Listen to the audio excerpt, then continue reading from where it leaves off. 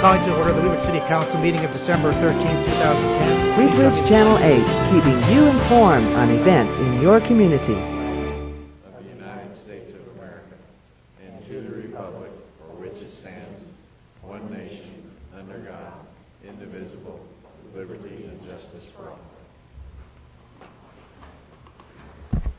Would the city clerk please take roll? Karen Adams. Here. Joseph DeMott. Here, thank you. Karen Berry.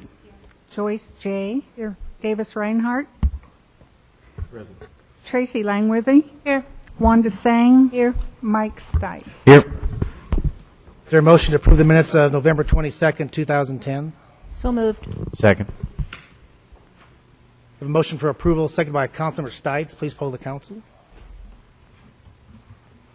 That motion passes 8-0. Thank you. We have one ceremony tonight, a presentation from the Rotary.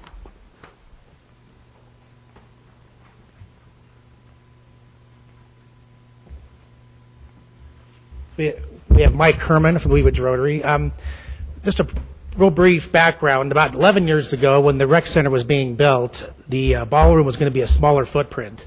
And the Wheat Ridge Rotary came to the plate and contributed $30,000 with a loan from the city to build the ballroom at a larger size. And over 5 years, they paid that money back. Over 5 years, they paid back the $30,000 to the city of Wheat Ridge. So we have a larger ballroom at the rec center because of the Wheat Ridge Rotary. Then about 5 years ago, as we were working on the Wheat Ridge High School Fields of Green, which is synthetic turf, the Wheat Ridge Rotary again stepped up and said that they would like to contribute, and they contributed $15,000. Once again, the city fronted the money, and they've been making $3,000 payments, and this is the fifth payment of the 5 years. So they've contributed $15,000 to the Wheat Ridge High School Fields of Green. So tonight we're going to be getting a check for $3,000 from Mike Herman, who's with the Wheat Ridge Rotary. And Mike, did you want to say a few words? Sure. Thank you, Mayor. It's an honor and a privilege to be here from the City Council tonight, and it's our honor for the Wheat Ridge Rotary Club to finish the fifth and final payment for the Wheat Ridge Athletic Fields at Wheat Ridge High School for the Capital Improvement Fund, and this check goes to Joyce Manwaring from the Wheat Ridge Parks and Recreation Center for their contribution in building the fields, and we'd like to present the final payment to you for $3,000 to complete the $15,000. So, Thank you. You bet.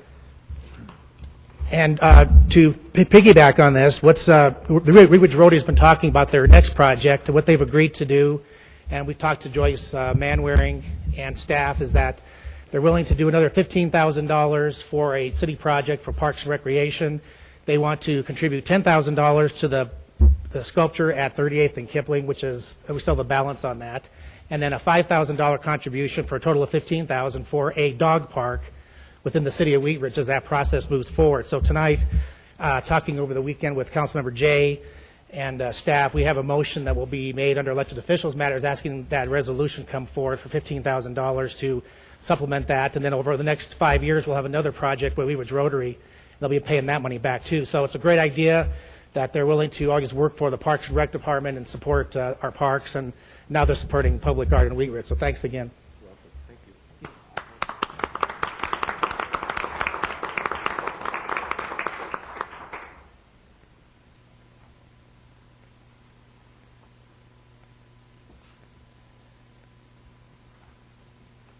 Also, I wanted to mention that our city clerk is stuck in Chicago tonight, so we have Ann Lazari working in his place, so please be gentle for Ann.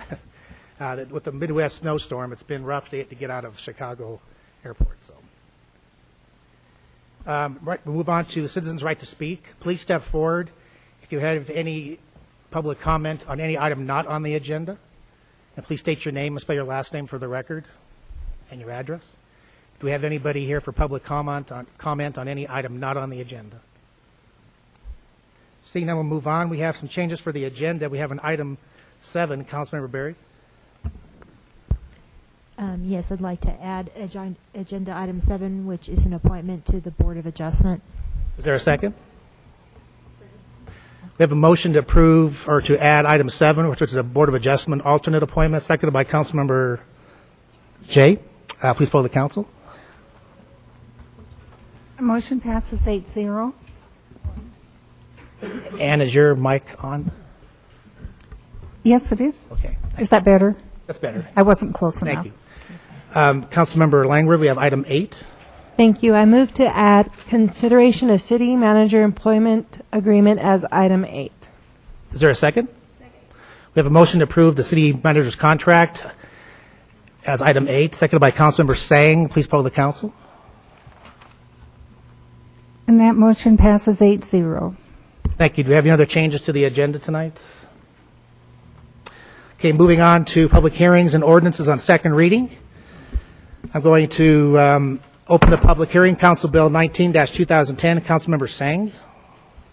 Thank you, Mr. Mayor. Council Bill number 19-2010, an ordinance approving the rezoning of property located at the southeast corner of 44th Avenue in Wadsworth to the mixed-use commercial MUC zone district, case number WZ 10-07. The Wadsworth Corridor Sub-Area Plan adopted in 2007 and the Envision Wheat Ridge Comprehensive Plan adopted in 2009 call for medium and high-density mixed-use redevelopment along the Wadsworth Corridor. Both plans envision a mixed-use town center with compact pedestrian-friendly development on Wadsworth between 38th and 44th Avenues. Renewal Wheat Ridge, the city's urban renewal authority, controls 9 acres of land at the southeast corner of 44th Avenue in Wadsworth. In partnership with Master Development, Renewal Wheat Ridge is working on a redevelopment plan for this property. The redevelopment plans entail mixed-use development that is anticipated to include office, retail, residential, as well as high-quality open space and streets that correspond with the vision for quality mixed-use town center in this area. In order to advance the city's goal of promoting mixed-use redevelopment on Wadsworth and to support the development concept proposed by Renewal Wheat Ridge, the city initiated rezoning the property at the southeast corner of 44th Avenue in Wadsworth to mixed-use commercial. The MUC zoning would enable the mixed-use redevelopment of this area by creating a streamlined development review process, allowing higher density mixed-use development and by allowing a range of land uses, including residential. Would the city clerk please assign an ordinance number? That number will be 1474. Thank you. This is quasi-judicial, so if you're here tonight to speak on this agenda item number 1, please stand and raise your right hand, staff and the public. If you're here to speak on item number 1, please raise your hand and stand up. Do you swear to tell the truth in this matter? Please say I do, hopefully. Thank you. Move on to a staff presentation. Please step forward and spell your last name for the record and your position with the city. Just briefly, Sarah Showalter will be giving a presentation for you this evening. I'm Ken Johnstone, Community Development Director. We're pleased to be before you this evening to go through a public hearing for over 10 acres of land at 44th and Wadsworth that's largely controlled by the Renewal Wheat Ridge to one of the mixed-use districts that were adopted by City Council back in October. This really is the next step in the process of positioning that site for redevelopment and reinvestment, and we're pleased to be there. Sarah is going to go through a presentation that will refamiliarize you with the site and then also go through a little bit of the substance of how the zoning works and how it would actually apply to this property. So I'll turn it over to Sarah.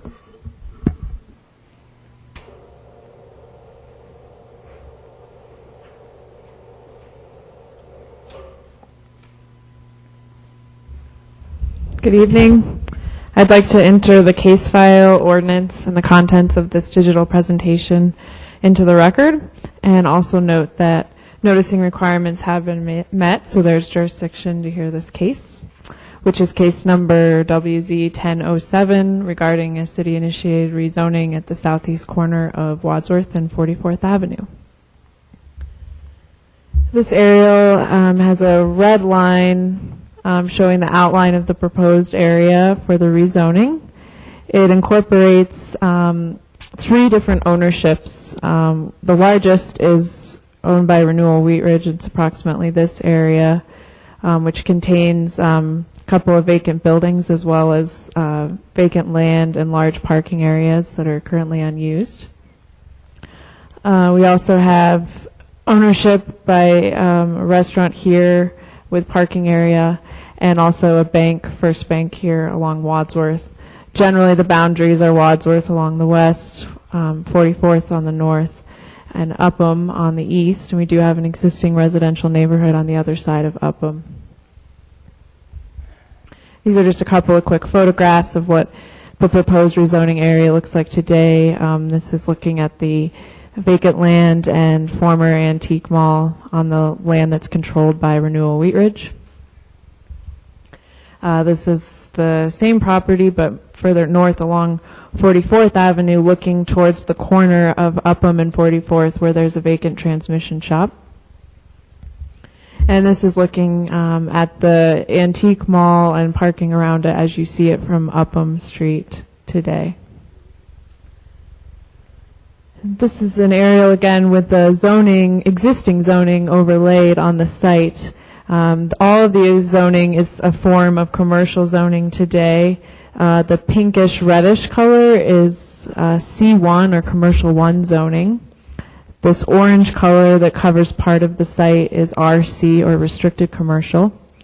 And on the eastern third is a planned commercial development or PCD that was approved in the 1970s, and then a little more C1 in the corner there. And I'm just going to walk through a really quick summary of what kind of development could happen under the existing zoning. Wherever the commercial 1 zoning is, there's quite a range of allowable land uses, commercial land uses, including retail. Buildings could be up to 50 feet tall under this zoning, and that would apply across all of the zone districts on this site. And there's the ability to do residential uses, but there's a lot of limitations on that. The restricted commercial or RC zoning is very similar to the C1. There's just a more limited range of commercial uses with a real focus on office and neighborhood serving retail. And finally, that planned commercial development, which is called pay impact, that applies to the eastern third, is essentially the same the way it's written as C1 zoning, except for it explicitly disallows auto, truck, or trailer sales. So again, you have a wide range of commercial uses and that 50-foot height maximum. The proposed zoning for the site is mixed-use commercial or MUC, which was a new zone district recently adopted in September. It was part of a larger mixed-use zoning ordinance intended to encourage mixed-use development on major commercial corridors like Wadsworth. This proposed zone district is a way to implement the visions that our city's plans call for in this part of Wadsworth, specifically between 38th and 44th. Envision Wheat Ridge, our comprehensive plan, calls for a mixed-use town center in this portion of Wadsworth, and it specifically has an implementation recommendation to apply new mixed-use zoning within that stretch of Wadsworth between 38th and 44th. So this proposal is definitely comes in line with the proposals in our comp plan. It also coincides with our sub-area plan, the Wadsworth Corridor sub-area plan, which was adopted in 2007, and also reinforces the vision for higher density mixed-use development along Wadsworth with a focus on a town center between 38th and 44th. In terms of what uses would be allowed under the proposed zoning, there's, again, like the existing zoning today, quite a wide range of commercial uses. However, it would also allow for residential uses without so many of the restrictions. There are some uses that would not be allowed, and those include any kind of car sale or repair that has permanent overnight display of vehicles outside. Adult entertainment uses are not allowed, and neither are pawnbrokers.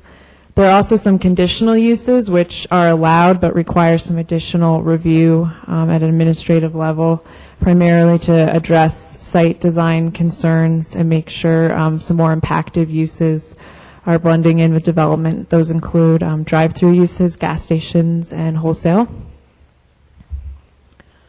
In terms of building height, the proposed zoning has a maximum height of 4 stories for single-use buildings. So if it was all residential or all office, it could only be up to 4 stories. There is an incentive for mixed-use development, so if the building has more than one use, such as a retail ground floor and then office or residential above, it could go up to 6 stories. However, regardless of the type of building, any portion of the building that's within 100 feet of a single or two-family zone lot cannot be taller than 4 stories. That doesn't apply if you're separated from an arterial or collector, so it wouldn't apply for buildings if there was any residential zoning, which I don't think there is on the opposite side of 44th, for example.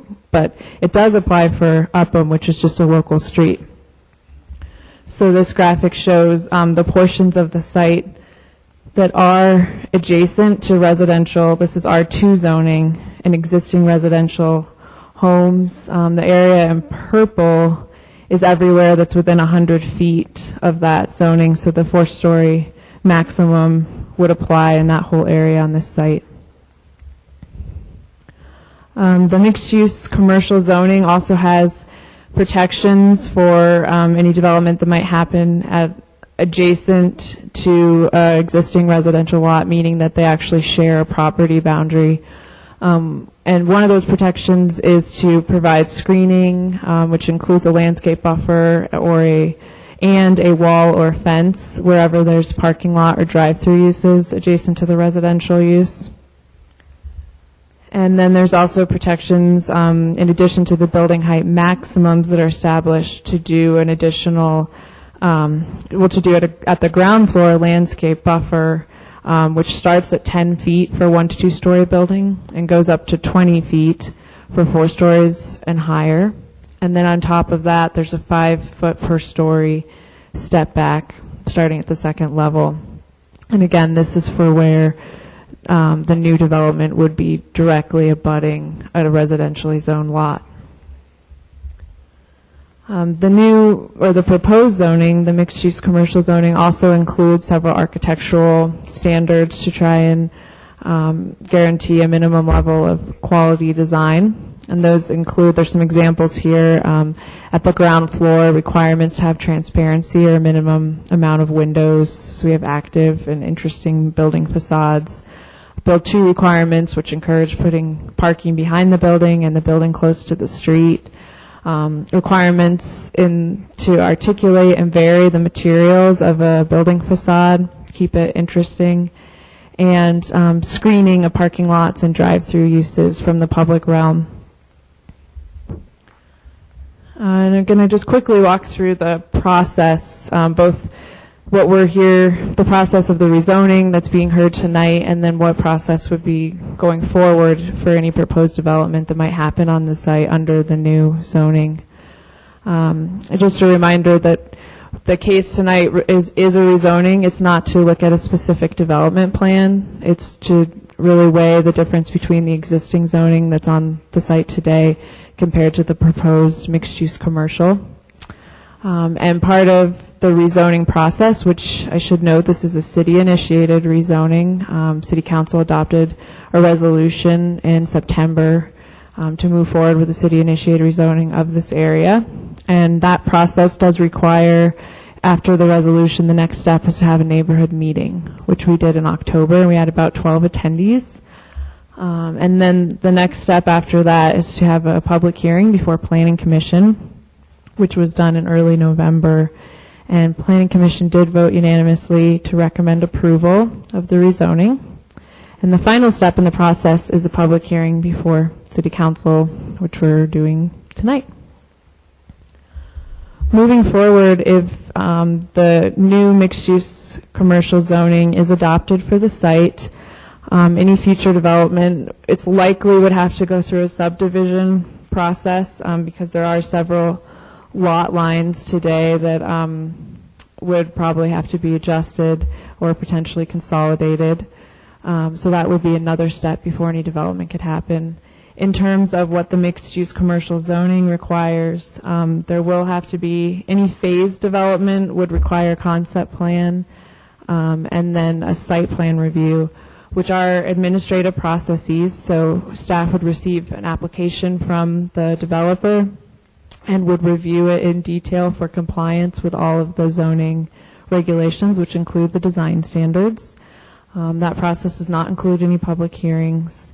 And sites, we do have a provision that sites that are 10 acres or larger have a neighborhood meeting after the site plan's been submitted, or excuse me, the concept plan. So if the development were to be 10 acres or larger, then that would be triggered over at this point. The area that's being rezoned here and that's likely to redevelop would be more like in the 8-acre range.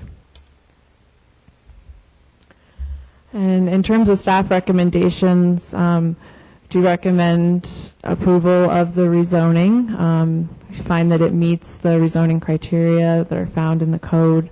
And just to summarize how those are being met, there have been changes in the area since the original zoning was put in place, primarily due to the adoption of a urban renewal area here on Wadsworth, as well as deterioration of the land, particularly the vacant land and the vacant transmission shop. The proposed zone change is compatible with the surrounding area, which is largely commercial. This is at the intersection of two commercial arterials with Wadsworth and 44th. We do foresee economic benefits with the zone change, and that we hope it will incentivize redevelopment on the kind of quality development that the city's looking for. Infrastructure and traffic improvements will be addressed through the site plan review process. There's no anticipated adverse public effect on public health or safety, and the proposed rezoning meets the city's adopted plans for this area, which is to promote a vibrant mixed-use town center. And that concludes staff's presentation. Thank you. We'll move on to public comment. What I would ask is that you step forward and spell your last name, state your last name and spell your last name for the record, and please state your address or your city. A couple of things is if you have questions from staff, please state your question, and then we'll come back around after everybody has spoken, and we'll have staff answer your questions all at once after everybody has been at the podium. Also, like it was mentioned earlier by our city staff, this is the rezoning. We're not really talking about any site plans or any specific developers. So please, if possible, keep your comments germane to the rezoning versus getting into detailed discussions about any one possible development. Questions like how many units can be built here is fine, but we don't have the information about a certain specific developer right now. Nothing's been proposed officially to the city of Wheat Ridge. So please, if you have any questions, we'll answer them all at once at the end of the public comment. So please step forward to the podium and spell your last name and state your last name for the record, and we'll just start with public comment now. That's fine. And you could form a line if you want along the wall to keep things moving along for you and for the city council meeting.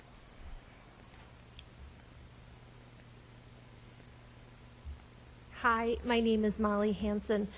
I am the Live Well Wheat Ridge coordinator. Thank you so much for having us tonight.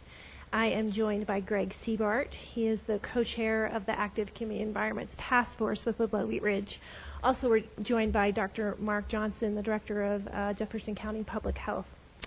As you know, Live Well Wheat Ridge is a community coalition working to prevent and reduce obesity by creating environments that encourage physical activity and increasing access to healthy food.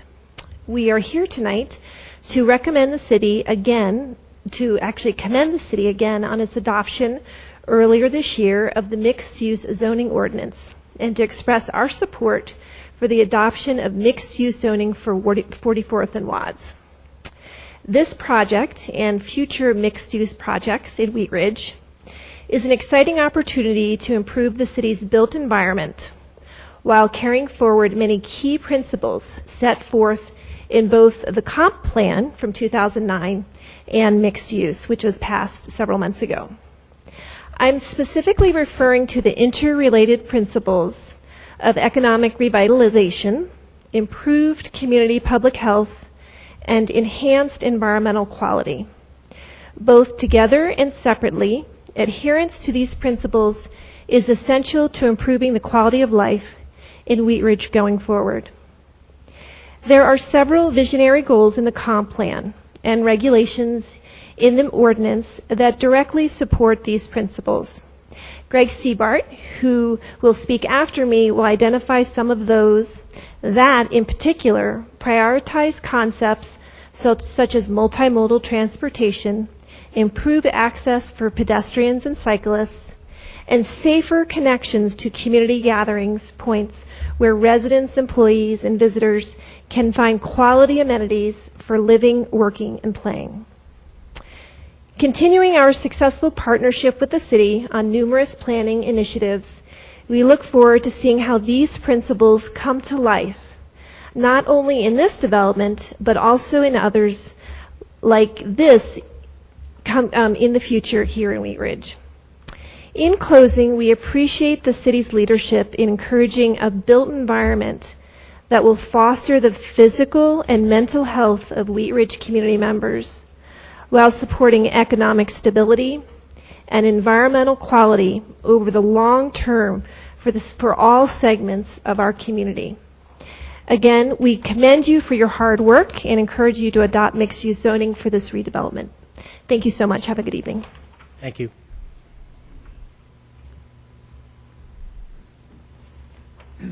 I'm Greg Seabart, S-E-E-B-A-R-T, 4475 Brentwood Street. Thank you for giving me the opportunity to speak.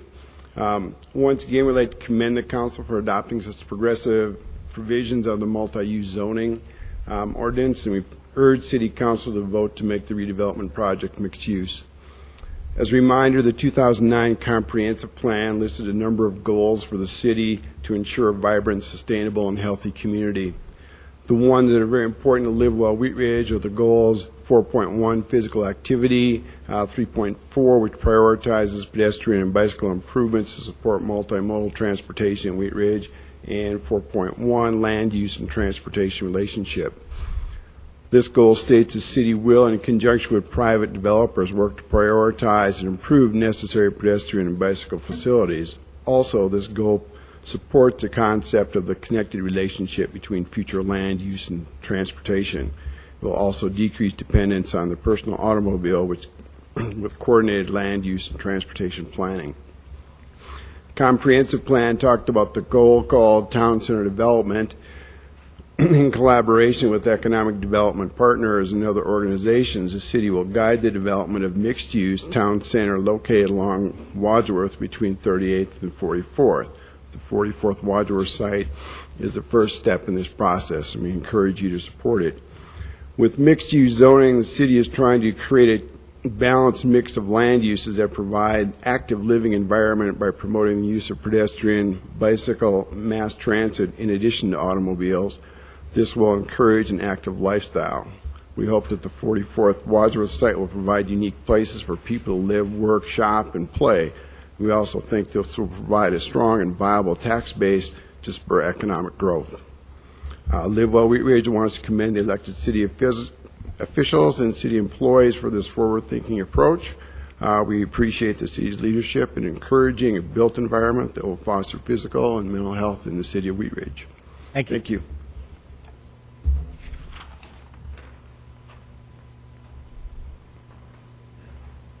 Please spell your last name for the record. Good afternoon. Good evening, Mr. Mayor, City Council. My last name is Schaefer, S-C-H-A-F-E-R, 35 Hillside Drive in Wheat Ridge, State Representative, House District 24 from Wheat Ridge. And I'm just here to very much support the idea of the mixed-use commercial development and to ask the council to vote to overlay the mixed-use zoning ordinance at 44th and Wadsworth. Many people have spoken to me about our yearning as a city to be a center of economic development, of healthy living. I represent not only the citizens of Wheat Ridge, but also the Live Well Wheat Ridge Leadership Committee. And through our outreach to citizens of our community, I've heard many people say that we are so well located for a very healthy, vibrant community, and that we need something like this mixed-use commercial development and healthy living, bicycle trails, pedestrian walks, attractive shopping, retail, residential that is envisioned in this mixed-use zoning ordinance at 44th and Wadsworth. So on behalf of a lot of citizens in Wheat Ridge that I get to talk to, I am asking for your support. And thank you very much. Thank you.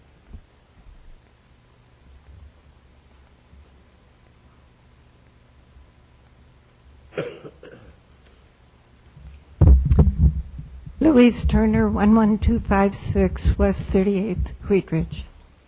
I'm speaking in opposition to the mixed-use plan, primarily to the inclusion of high-density residential into what has previously been considered prime commercial property.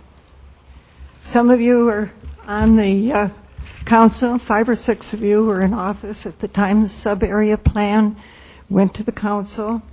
And if you were part of that, recall that it was almost universally opposed. The property owners of commercial property objected to having prime land go into additional right-of-way. The business owners objected to the loss of potential tax generating capability. And the citizens actually were the loudest objectors of all, because, as you recall, the Winston Plan spoke to increasing everything from 26th Avenue to the North City limits, change from low density to anywhere from mid to high density. People objected to the fact that they would now be living into the midst of a high density area, and were very adamant about the fact that this entire corridor could become that. They were the people who spoke the most adamantly were in the direct area just north of 44th. And some of you will also recall that the mayor answered a number of them by saying, nobody else can rezone your property. If you don't want your property rezoned, you're the only one that can do that. Well, that was true at the time, but it is no longer true. It wasn't very long after that that the law was changed so that now the city can initiate rezoning on anybody's property without that person's approval.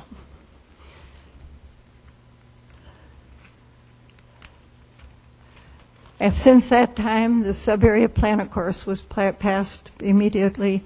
It was later made a part of the comprehensive plan, and as you know, there's been considerable money spent purchasing property in this direct area.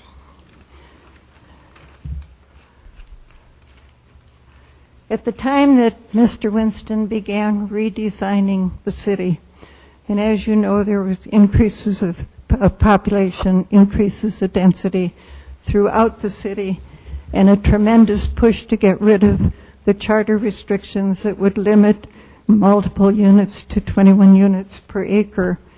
At the beginning of this, we were allowed to speak with him and his staff at several public meetings at the rec center, and I asked him if he had done any population studies on what the ultimate population of Wheat Ridge with his plan might be. And his answer was no, he hadn't done any studies. Maybe somebody else on his staff might have, but that he hadn't. Well, apparently nobody else had either. The last population projection figures that I'm aware of were done by the Regional Council of Governments in either the 80s or early 90s. And their projection under the laws at that time, including the limit of 21 units per acre, were that the ultimate population at full development would be 93,000 people for the little city of Wheat Ridge. Now, there have been a lot of changes since that time, including getting rid of the charter restrictions. And, of course, as you know, even though people were assured that the limit is still in the zoning law, we all know that one vote of the council at any time it's put on the agenda can change the zoning law, and there have been a great many changes in the last few years. It's not inconceivable with the advent of those charter changes, and obviously there was an intent for the zoning law to be changed as well, or there wouldn't have been such a tremendous push to get it out of the charter. It's perfectly conceivable that if there is a change in the economy, a change in the financial structure right now, which is quite curtailing, that with developers free to develop again and with money to invest, would look for the areas with the least restrictions. And not a bit impossible for the population of Wheat Ridge to be 100,000 or considerably more. I don't know if anybody has calculated the number of acres in the areas that are immune from charter protection at this time or not, but there is a potential for a tremendous boost in population.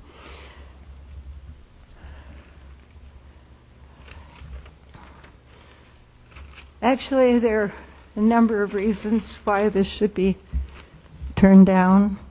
The first one being that it was not promoted by citizens. When there's going to be a drastic change in the community, which this would be the beginning of, you like to think it comes from the people and not just something that the city officials are determined to do, which of course is what this is. There have been no recent population studies to tell us what we might be facing.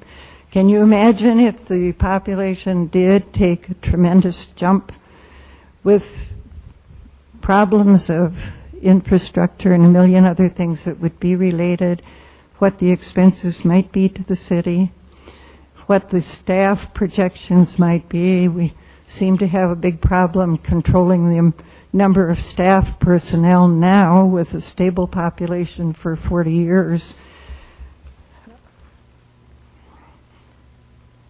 There still is the issue of what has been prime commercial land now going into residential use, and a number of other things that have been talked about too, none of which produce tax benefit. Up until now, it was expressed many, many times that these would all be anything done by the city or anything done with city permission, excuse me, would be owner-occupied. And yet we all know I'm not doing very well here. My voice is not cooperating. We have all known that even though there were many, many private developments all over the Denver area that were plugged as owner-occupied condos, et cetera, full-page ads for all of these mixed-use areas. And now all of a sudden, not even all of a sudden, in the last 6 months, they have become ads saying, you don't have to own, you can now rent. And the same pictures of the same development areas, but with an ad to become rentals. And I believe you had talked with a developer who stressed rentals to you. There was an article in the transcript a couple or 3 weeks ago, and he talked about the fact that if there were something that he was doing, it would be rentals. So this is completely in conflict with the initial push from the Winston redrawing, which insisted that the city had too many rentals.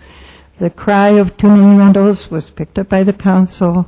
We had door-sized posters out in the lobby saying that we had too many rentals, and a lot of other things that Mr. Winston said we had too many and too much of.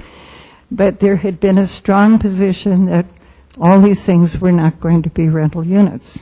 However, the truth of the matter is that high density in Wheat Ridge has always meant rentals, so you might want to consider that as well. I think perhaps the main thing is that this would result in an irrevocable change in the character of the community. And it's something to consider. The character of Wheat Ridge, the reputation of Wheat Ridge, the desirability of Wheat Ridge has always been a nice place to live. And we don't really want that to get lost. Thank you. Thank you. Do we have anybody else to speak under public comment before we move on to council discussion? Seeing none, we'll move on to council questions or comments. Ms. Sang? Yes, I'd like to ask for the record, what is the maximum amount of residential units that could possibly be built in that area? That's a great question. As we drafted the new mixed-use districts, there was a real conscious choice to not regulate density just in a strictly numeric way. So in the mixed-use districts, the density is kind of a de facto regulation based on minimum open space requirements, maximum number of stories, which is 4 stories, the fact that there's a parking requirement. So there's no specific number as to what the maximum units per acre is, as there are in many of our existing, or all of our existing residential zoning districts. There's not a quick and easy answer to that question. As a practical matter, if you looked at kind of a typical 4-story construction with surface parking, you're probably looking at 25 to 50 units an acre would be a maximum, which if you developed this whole piece, would be up to 250 to 500 units that you might see on this project. Now, of course, Renewal Wheat Ridge is the owner of the property, and they certainly have an influence on what gets developed on the property as well. So I'm not certain that that's something that organization would support. But from a pure zoning perspective, that's a ballpark figure would be 250 to 500 units that the property might be able to support. Thank you. Mr. Reinhardt? Just for the record, would staff confirm that nobody's property is being rezoned without their consent? There's no property that is being rezoned against the will of the owner, correct? Correct. Thank you. Any other questions or comments? Mr. DeMont? I just want to add in, I've been on here for a year, and I've heard nothing but the complaints that people have is we have too many rentals, we have low quality rentals, and the rental population just ruins the pride of Wheat Ridge. I'm also on the Wheat Ridge Housing Authority, and our mission, since 1998, the Housing Authority's been around, and their mission is to raise the amount of home ownership and pride in Wheat Ridge. Ms. Turner mentioned the 2003 NRS. I wasn't around for that, but reading through it, the whole idea of forming Wheat Ridge 2020 was also the same thing, raising the home ownership, raising the pride of home ownership, and the first drawings that I saw of this, years ago when Urban Renewal came out with it, there was a little bit of residential. There was some, what they described as senior housing, and there was a fountain drawn in the middle, and there was a courtyard, and it was looked to be about 2-story buildings. And I haven't seen a conceptual drawing since that drawing, and I haven't seen that drawing for a long time either. But the idea was these would be more of a condominium type residential units. I know that things have changed in the last year or so where it's almost impossible, if at all possible, to get financed on a condominium or even a townhouse. That almost leaves one thing, and that's rentals. What they've identified as what we could use as mixed use comes by way of tax credits. These will be built with tax credits, which come from the federal government. They, if I'm wrong, they can use this to build, they apply for tax credits according to the criteria of the areas, and the ease that they can get these through will depend on the next development getting more of that money, more of those tax credits, and maybe faster. I know, listening to Urban Renewal, I don't think that this was really their plan all along. As a matter of fact, I've never heard them mention rental units. I've never heard them mention tax credits. I think that, I'm not sure that this was really the vision that they had, certainly not the vision that they projected to the people for the last, since about 2007. This is not in the vision that we've projected. I think retail in that area, prime retail, prime commercial, prime office space, and the things that we're really looking to get done over there that we're proud of are more in the office, prime retail kind of thing. I lean far from supporting this, and I think that we have time to go back, and urban renewal definitely has time to go back and make some different changes and maybe some different conceptual drawings and bring those forward. As of right now, I don't see,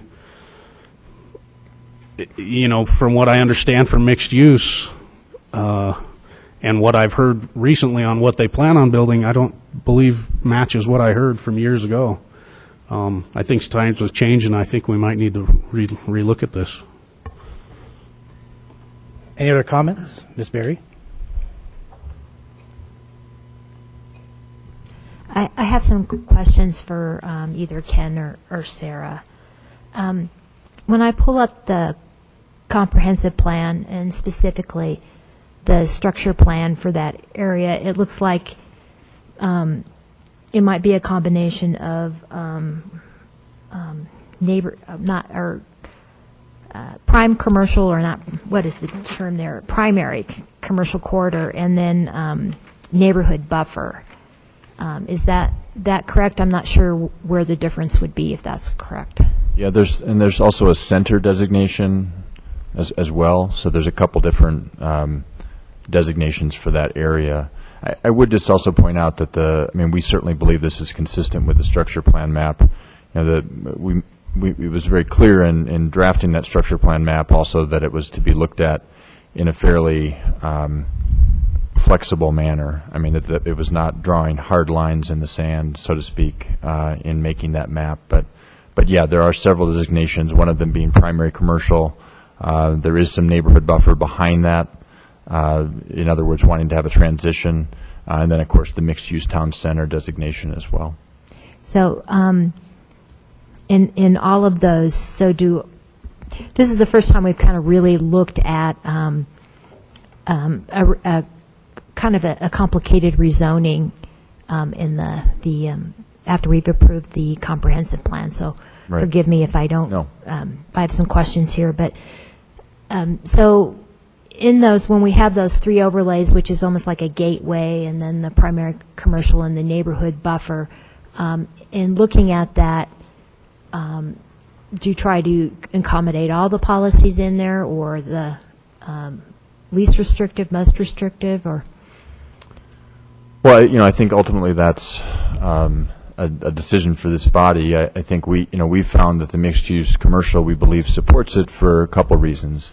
It certainly does allow for a wide range of commercial uses consistent with the commercial designation. And certainly, from a Renewal Wheat Ridge standpoint, those are some of the things that we're looking at for the commercial corridors. The neighborhood transition or neighborhood buffer areas contemplates a potential mix of commercial and or residential. Knowing that most of our commercial corridors do abut residential, one of the things that we were very conscious to do in drafting the mixed-use districts was to create these neighborhood transition concepts that Sarah explained briefly in her presentation, and that are included in the new mixed-use districts, so that whether it comes to open space buffers or upper story building step backs, or greater restrictions on building height in transition to neighborhoods and residential zoned lots, that we have those transitions that I think are consistent with that neighborhood buffer designation. Yeah, and when I look through the plan, the way the implementation for protecting and enhancing the existing neighborhoods are those buffers, the setbacks, and the step downs, and I agree that you meet those. A couple of questions that I have in some of the policies too for the neighborhood buffer are, it's pretty clear in there that infill development within the the neighborhood buffer is supposed to provide a range of housing options. And that's it says price point as well as dwelling unit types. Like senior housing and multifamily housing. I see that this probably meets that in terms of housing options. There's a lot of opportunities, again, for multifamily and senior family. The thing that I'm struggling with on it is the range of price points or the strong households issues and how to meet those policies in the plan, because I don't see that having been implemented within the regulations. The other thing, a question is, in looking at the plan, I don't see anything in the plan that addresses rental properties or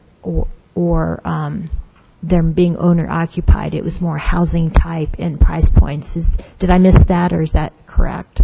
Yeah, I think that's correct. I think Councilman DeMott is correct that the NRS did make certain recommendations in regard to owner-occupied units, but it also made recommendations regarding diversity in housing stock, and that's a message that's reiterated in the comp plan as well, is diversity. That, we have a lot of single-family homes, we have a lot of duplexes, we have a lot of kind of 70s era multifamily properties, but we haven't had a lot of new product enter into the market in the last 20, 30 years that kind of responds to changing demographics, and I think that's something that the mixed use intends to accommodate. Okay, so long and short is you believe that it meets all the comprehensive plan criteria for housing options. We do. Okay, thank you. Ms. Tseng? I'd like to say that in the most part I agree with what Councilman DeMott has said. I don't think any of us would like to have the city turn into an area of many, many rentals. But unfortunately, Wheat Ridge is not alone in what has been happening all over the country. The foreclosure rate has been so drastic, plus unemployment has been drastic. The banks were giving loans that with interest rates that people can no longer afford to pay. They are losing their jobs, and the houses they bought are no longer worth what they were when they bought them. The unemployment, I think that due to the unfortunate economic downturn in this country and in the state of Colorado also, that we need to provide alternatives for these people that no longer, working class people that are no longer able to buy a home. And it's going to be even rarer and rarer from what the national news says that people are even going to be able to own homes in the near future. Mr. Reinhardt? I'd like to say that I think that this is a chance we can't miss to move forward. I think I don't think there's anyone on this dais that doesn't believe there's a need to preserve our neighborhoods and our heritage. But I don't think that there's any neighborhood or heritage to be preserved on this particular site. It sits on it's been an eyesore, and since I moved to this community, I've heard a long litany of complaints about why this site hasn't moved forward.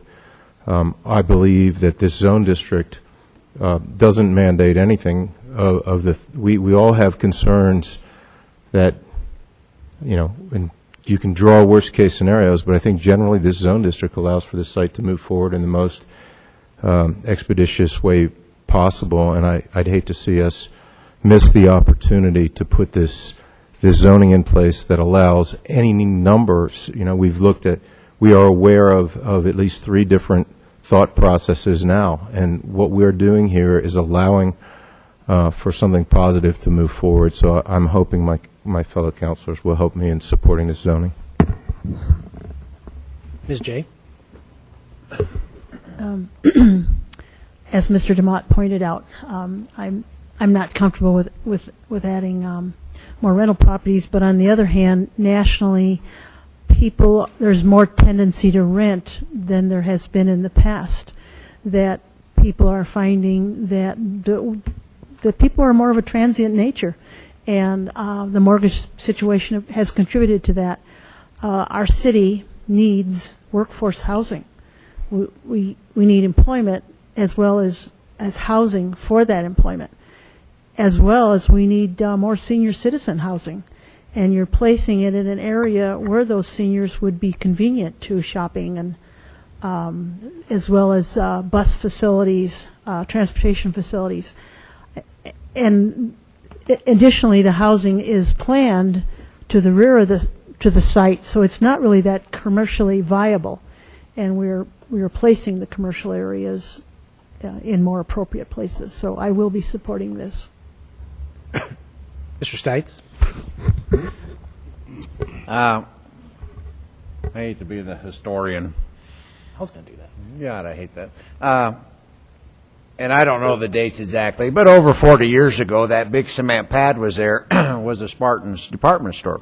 It burned down. When I was a little kid, I got on my bike, I rode down there, I watched it, and I was, back then they used to use a lot of lead and paint, and the paint was just exploding out through the ceiling, big gallon cans of it, red, blue, white, yellow.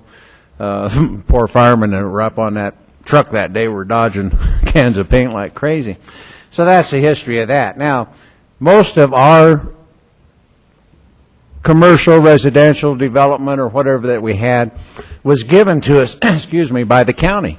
Almost everything that we have today, barring a few unforeseen zoning changes or whatever, were zoned that way when we were still Jefferson County and not a city. So that area and all areas that we have were given to us basically by the county in that deal. Now, if you look over the years, the last 40 years or whatever, we were given the C1 zoning down there, the RC1 or whatever. And if you want to look at it realistically, with that type of zoning, nothing has been done with that property for 40 years. So we've got to progress. I think back that, 40 years ago, you look at how things have changed. My Lord, I think gas was $0.25 a gallon I paid, when I was, as I grew up, 23 cents when they opened up a station down below there. And so things have changed drastically over the 40 years, and you can't accept that it hasn't changed. And I think like I said, the C1 zoning that was down there, nothing has happened to that property. I think we have an opportunity, hopefully, without seeing any plans so far or anything on it, to change that with the multi-use zoning. I think that's how things have progressed. That's how we have to progress as a city. The market dictates what is done. The market right now in certain areas is for commercial below, residential above. There's a need for senior housing, a definite need for senior housing, affordable senior housing that we could possibly provide down there, so they don't have to go to some type of facility that's going to cost them $5,000 a month or whatever. I think a lot of the seniors are still willing and able, to live by themselves. They just can't do it in a home anymore because they can't take care of the yard in the home and, particular things like that.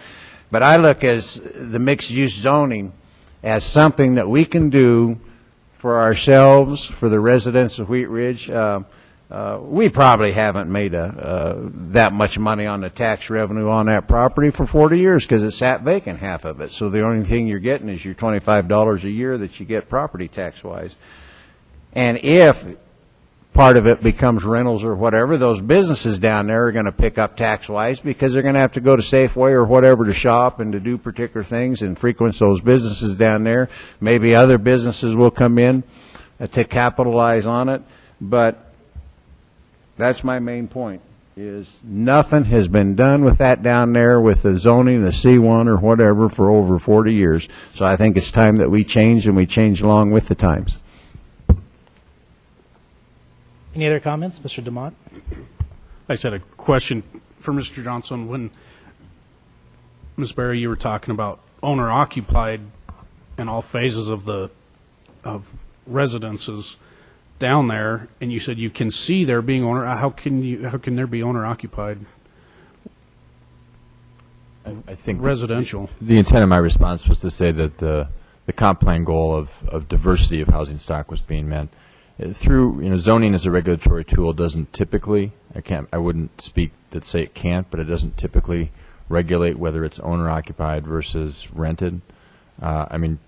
Frankly, a single family home can be rented just as easily as a condo or apartment, and that's kind of the case in Wheat Ridge as it is right now. But we haven't talked with the city attorney about what those options might look like, but zoning doesn't typically regulate owner occupied versus rented. Okay. Ms. Adams?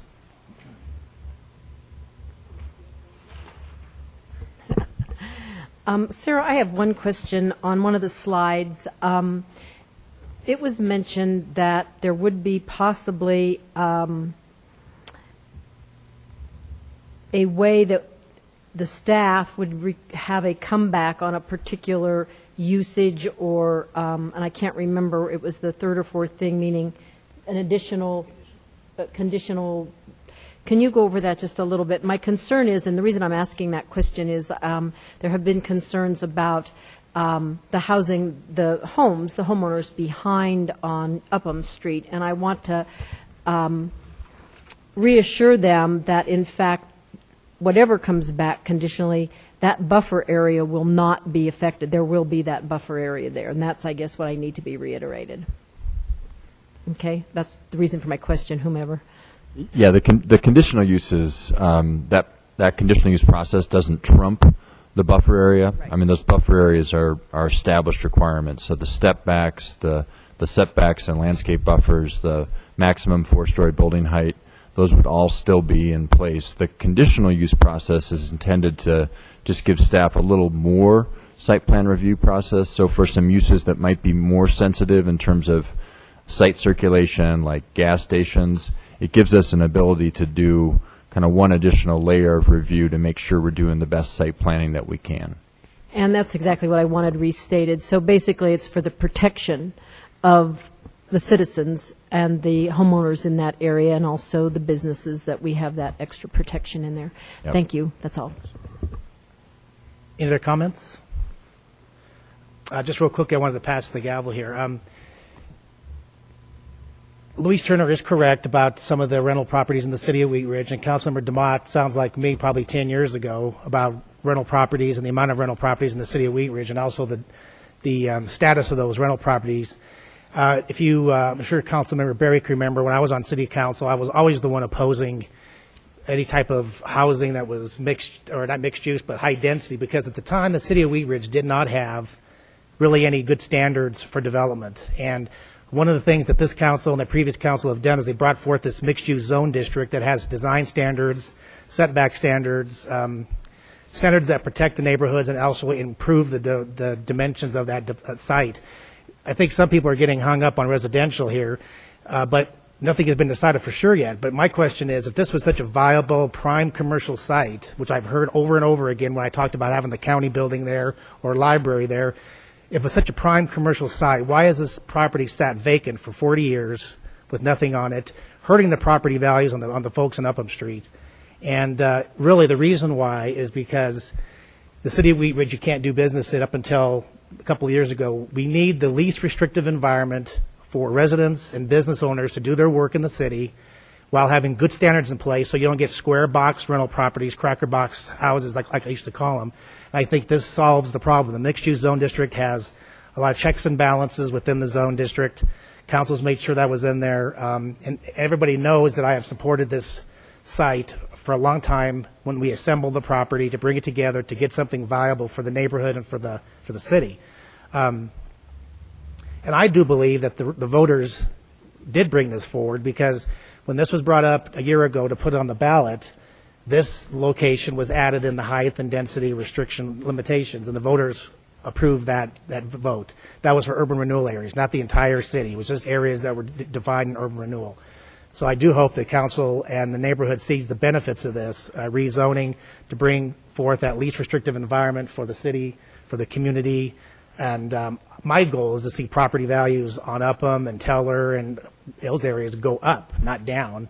And I think with the quality that's been built into the zone district, it will be there. 2.5 years ago, Councilmember Reinhardt was sitting on the Planning Commission, and we were talking about bringing the zone district forward, and we finally got it forward, brought it forth, about a year and a half, or about 6 months ago. So I'm pleased to see that come forth. I think staff's done a good job on it, so that's my 2 cents worth on this issue for the last 15 years of being sitting up here. Does anybody else have any comments before I close the public hearing? I'm going to close the public hearing and a motion's in order. Thank you, Mr. Mayor. I move to approve Council Bill number 19-2010, an ordinance approving the rezoning of property located at the southeast corner of 44th Avenue in Wadsworth to a mixed-use commercial zone district, and it take 15 days after final publication. Is there a second? We have a motion for approval, seconded by Councilman Reinhardt. Discussion on the main motion. Please poll the council. And that motion passes with Councilmember Dumont voting no. Thank you. And thank you for coming tonight from the residents and the businesses in the area. Item 2 is decisions, resolutions, and motions. Item 2 is a motion to approve a contract. Councilmember Jay. Motion to approve contract award to, and you gave me this because I can't say that word, Enteleki, Nobody else wanted it. Enteleki, I don't know, Enteleki, LLC, in the amount of $67,250 for a traffic import study and roadway design analysis for 38th Avenue and preparation of a 38th Avenue corridor plan. 30th Avenue between Wadsworth and Sheridan has long been viewed as the city's main street, but the corridor has lacked a clear and cohesive vision that established it as the city's downtown. A community revitalization partnership report prepared for Wheat Ridge 2020 earlier this year further identified 38th as the main street for the city and emphasized the need to develop a corridor plan that would create a focused vision for the corridor. The 2009 update to the city's comprehensive plan identified 38th Avenue as one of 5 priority areas for the city to target redevelopment efforts. To establish 38th Avenue as the city's main street and position it for a successful revitalization, a corridor plan needs to be developed that will articulate a vision for the roadway. This plan will focus on identifying key sites for redevelopment activities and look at potential alternative roadway designs that could make 38th Avenue a more pedestrian-friendly Main Street environment. A transportation consultant needs to be hired to undertake the traffic studies, roadway design work for the corridor plan to determine the feasibility of altering the lanes on 38th Avenue. At the August 23, 2010 City Council meeting, Council approved a $50,000 supplement budget appropriation for hiring a consultant to assist with the transportation component of the corridor plan. On September 29, 2010, 4 firms responded with statements of qualifications. Interviews were conducted with all 4 firms based on firm capabilities, team experience, project approach, timelines, and local familiarity. The selection of committee recommended awarded to Enteleki, LLC, Denver, Colorado, for the total not to exceed amount of $67,250. Motion's in order. I am moved to approve the contract award to Enteleki, LLC, in the amount of $67,250 for a traffic impact study and roadway design analysis for preparation of a corridor plan for 38th Avenue. Is there a second? Second. We have a motion for approval of item number 2, seconded by Councilmember Sang. Discussion on the main motion. Mr. Stites? Yeah, I have voted against this all along, and I voted against it not because I don't want to be visionary. I do want to be visionary, but I can be visionary by going outside my business and looking up and down the street for free. Or I can go stand at the corner of 38th and Pierce and be visionary and look up and down or look at that corner and see what it might need for free. I think over the years they have spent a ton of money studying 38th Avenue. 38th Avenue has evolved, and it has evolved all the years. You know, at one time there was over 29 gas stations on 38th Avenue between Sheridan and Wadsworth. There was one on every corner. Valini's Restaurant used to be an old Skelly station. So things have evolved, and 38th will evolve. And I don't think spending money on a street design or whatever. And then you got a problem, too, because you have Lutheran Hospital that is a disaster hospital, and it's like that 100-year flood. You better plan for that, because if there was ever a disaster, you have got to get people and traffic in and out of Lutheran, and 38th Avenue is a main thoroughfare to do that, so why would we even consider narrowing or whatever? But I think as projects come in, we can be visionary with those projects. I think that given a particular time it may take where someone's going to have to come in and buy 2 or 3 buildings on 38th, I think that people try to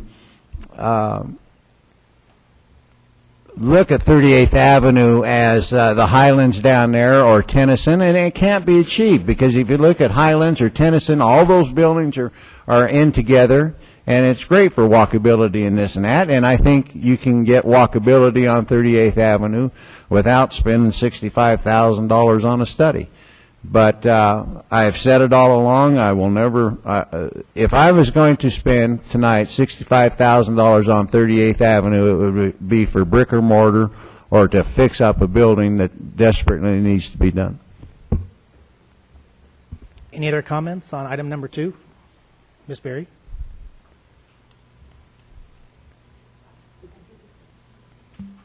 Give me a week off and I'm lost. I totally understand what Mike is saying. I don't like to just spend money to plan. But in this case, we have to have some true numbers to make some intelligent decisions. We have to have some numbers about what traffic counts are. And it's important that we have accurate numbers. If we go do stuff willy-nilly, we can make traffic and the impact on businesses worse than it is now. Yes, we have done studies in the past, but things have changed. Regional traffic numbers have changed. The way that you go about looking at traffic impacts has changed. We have some issues on 38th Avenue. If you were going to go and have heart surgery, you wouldn't want to trust your triple bypass to a surgeon who came out of school and hasn't updated any of their information in the last 50 years or their education in the last 40 or 50 years. And here, Wheat Ridge, 38th Avenue is the heart of Wheat Ridge, and the businesses in the community deserves to make intelligent decisions based on real information. What we're really talking about doing is maybe trying to change the way that 38th is configured, trying to change our standards to make them more business friendly.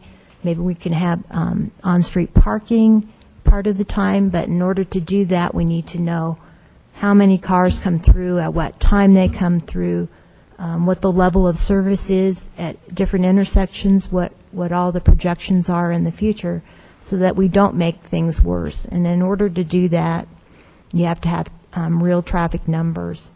I mean, it'd be nice to say we could do this in-house, but these take very sophisticated computer models and a lot of data that we don't have. So this is going to be the real foundation of what our 38th Avenue plan is. As far as brick and mortar, what we need to do, as far as that being, that alone being able to revitalize 38th Avenue, the city put in over $1 million on the streetscape, and that alone has not revitalized 38th Avenue. That was an important first step. It was an important first step for us to do, but we can't stop there. And the decisions we need to make have to be based upon real impacts and real information, and we need to spend this money in order to get this and have that be the foundation of our 38th Avenue corridor plan. Any other questions or comments? Mr. Stites? I would just issue a challenge to anybody here that if they go to the closet that they keep all these studies in, dust it off, I'll bet you're going to find one from 5 years ago, 10 years ago, or whatever, that's going to give you exactly what we're going to spend $67,000 for tonight. And not only that, I think if you need traffic counts, they used to just put out those traffic count things anyway that they haven't done, I think, because of budget purposes or whatever. But I think you can do those traffic counts for an awful lot less than $67,000. We have a motion for approval. It was seconded. Any other comments? Please poll the council on item 2. Okay, and that motion passes with council members DeMott and Stites voting no. Thank you. Item 3 is Councilmember Stites. Yes, thank you, Mr. Mayor. I'd like to introduce a motion to encumber funds for the WRTV 8 2011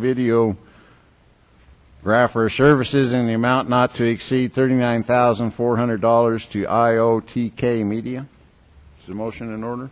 Motion's in order. I move to encumber funds for the 2011 WRTV 8 video talk, whatever that is, Gravoff whatever, services in an amount not to exceed $39,400 to IOTK Media. Is there a second? Second. We have a motion for approval for item number 3, seconded by Councilmember DeMott. Discussion, item 3. Please poll the council. That motion passes 8-0. Item 4 is the contract to Mile High Design. Councilmember Langworthy. Thank you, Mayor. Motion to approve contract award to Mile High Design Building Contractors Incorporated in the amount of $39,500 for demolition of the house and abatement of code violations at 11480 West 44th Avenue. The structure located at 11480 West 44th Avenue was irreparably damaged during the storm on July 20th, 2009, when a tree fell upon it. A notice and order requesting initiation of repairs or demolition of the structure was served upon the legal owners in July of 2010. No reply to the notice received and no action was taken. In addition to damage, the structure violations of municipal code related to the collection of trash, junk, and debris were noted in the notice served upon the legal owners. No action was taken to correct these violations. With the assistance of the City Attorney's Office, the Building and Inspection Services Division obtained an order of abatement from the municipal court to demolish the structure and remove the tree, trash, junk, and debris from the property. Bids were solicited for the performance of the abatement services in November of 2010. 20 bids were received based on estimates of cost, qualification, and work history. A recommendation of award in the amount of $39,500 to Mile High Design Building Contractors, Inc. of Denver is made. Isn't a motion in order? Motion's in order. Can I make a comment before? Okay. We'll have to speak on the motion, so go ahead and make the motion, and we'll get a second, then you can comment. Okay. I move to approve the contract award to Mile High Design Building Contractors, Inc. in the amount of $39,500 for demolition of the house and abatement of the code violations at 11480 West 44th Avenue. Such approval to be effective January 31st, 2011, unless demolition and abatement by the then current property owner has been completed by that date, in the reasonable determination of the Community Development Director, in which case the contract award shall not become effective. Is there a second? Second. We have a motion for approval. It's an amended motion that was passed out in the pre-meeting, seconded by Councilmember Sang. I believe we had one person to speak on this, and then we'll go to your comments. Please step forward and spell your last name for the record and give us your address, please, and or your city. Thank you, Mr. Mayor. My name is John Dudgeon. That's spelled D-U-D-G-E-O-N. Have office quarters at 11180 West 44th Avenue.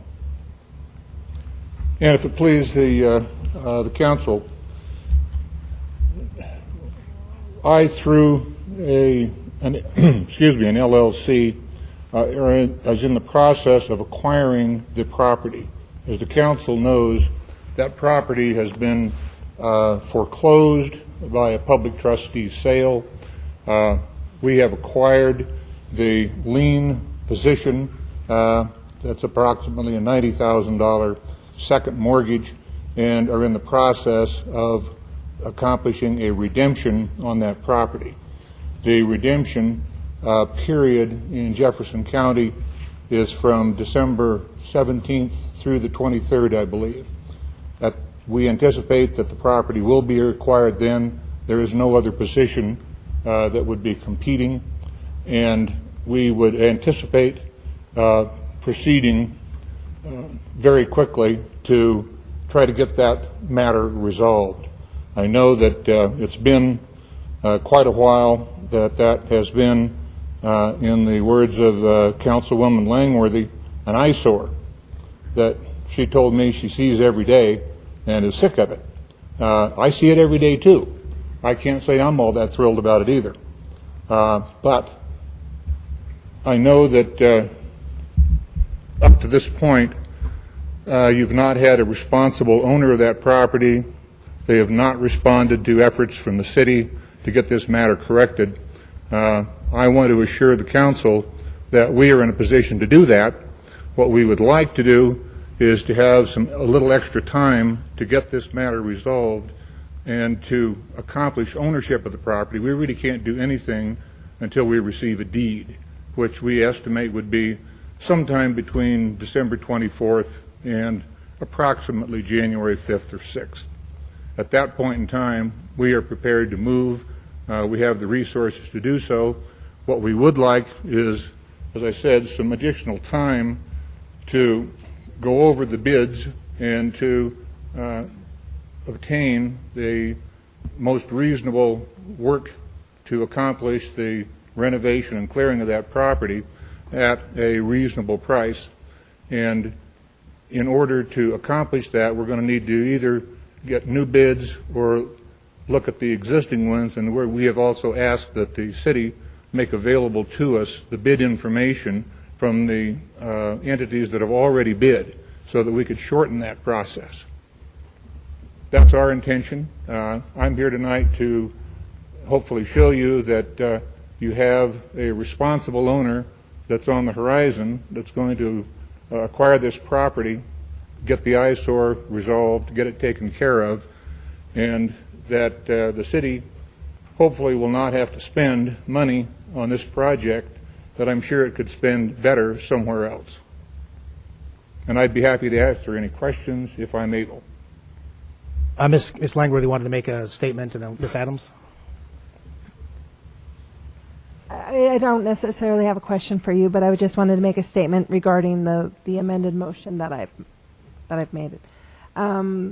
As you stated, I do believe that poor house truly needs to be demolished and something better in its place, because it doesn't do well for the city when people come in off of the highway at 44th and that's what they see. Saying that, I want to try to give you some time to make this process work, but I have to be diligent on the part of us as well to ensure that in the event that something doesn't work out well, that we still have the ability to demolish that property and make sure that we hold up our end of the bargain, which is, keep the city looking the best it can look, and for the citizens that drive through it. So we gave you an effective date of January 31st, 2011, and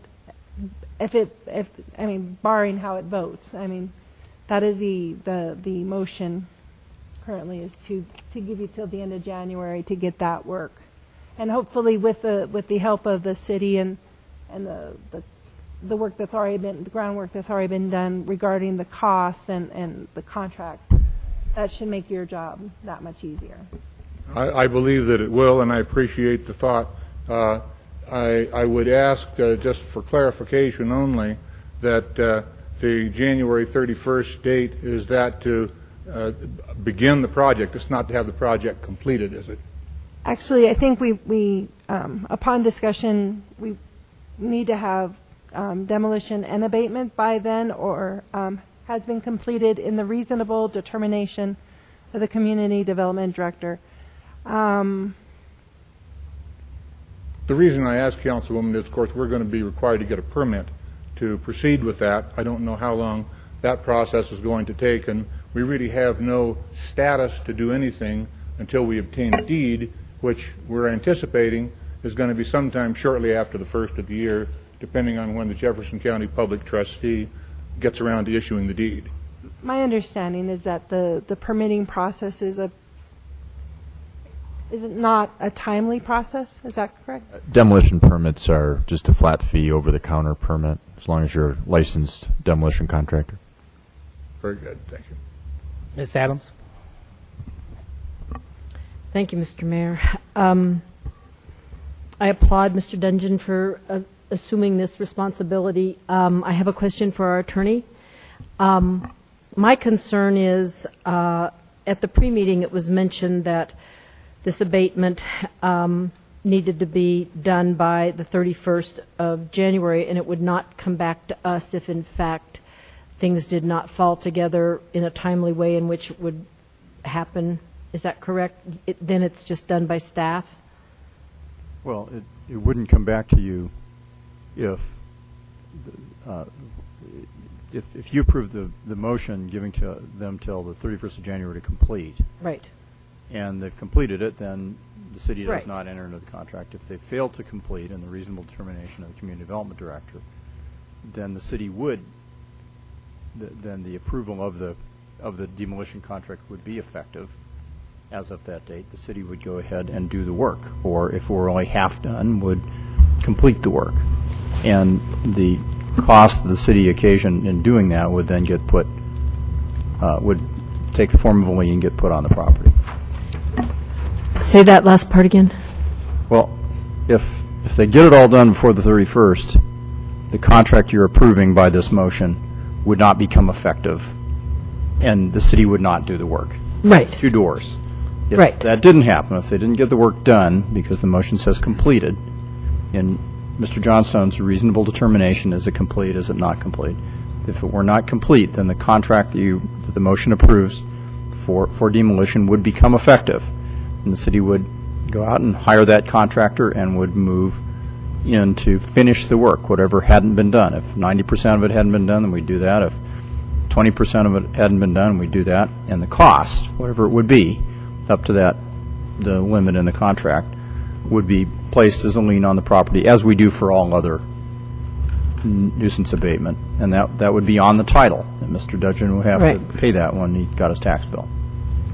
Okay, thanks for the clarification. I guess what my concern here is if, in fact, we have allotted enough time, not certainly due to our processes that we have within the city for permitting and for this to get done, but I would feel more comfortable if this was the summer and not the winter, and I feel if it doesn't come back to giving it more time, some of this demolition maybe possibly can't be done in this short time frame. I don't know. So I'm wondering if the carrier of the motion would want to extend that or time frame a little bit.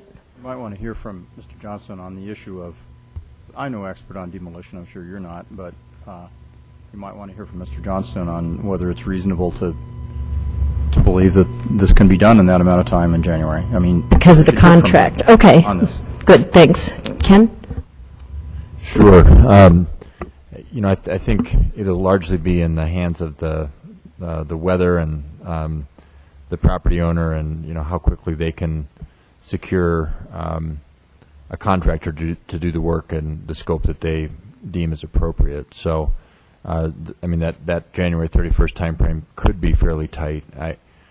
I think I'd be interested, though, if council were interested in going with some sort of a alternate direction to what's currently on the table, that we do have some tight deadlines that still are tied to that first date of January 31st, so that there's substantial progress made towards that goal that demonstrates that we have confidence that we don't need to complete our process and hire contractors. So I think it is reasonable to expect that substantial progress could be made, and that be demonstrated to me in some form in that January 31st time frame. If you wanted to do that, the easiest thing on the motion would be to replace the word completed with something like substantially completed or substantially commenced. If the carrier of the motion would like to to make that change, I would be Has the more motion been amicable made to yet that. or not? Motion's been made and it's been seconded, so either we can have an amendment, or I think it'd be better to have an amendment rather than trying to just go back and forth. If somebody wants to make an amendment for that verbiage, please let me know. That'd be me. Can I make one small comment? Sure. I don't disagree with you about giving additional time. I just, in trying to give you some, the gentleman some time, I was cautious in giving too much and be seen that we've let this house stay for too long, and trying to give him more time. So I'm not opposed to more time. I just wanted to make sure that I try to be respectful of the citizens who do see that as being, kind of an eyesore on our community. So I am okay with. And I understand that, and it isn't that so much as our staff needing to be able to have some flexibility in the fact they would be the ones that, for use of better terms, would be kind of in a bind if in fact it had started. So the verbiage of this, meaning the good intention would be that it would be started, and then for some unknown reason, whether it be weather or whatever, staff would have to go by this specific motion. So I am more comfortable with making an amendment to this motion, and the word completed would be changed to, tell me again, Jerry. Substantially commenced. Substantially Commenced. commenced.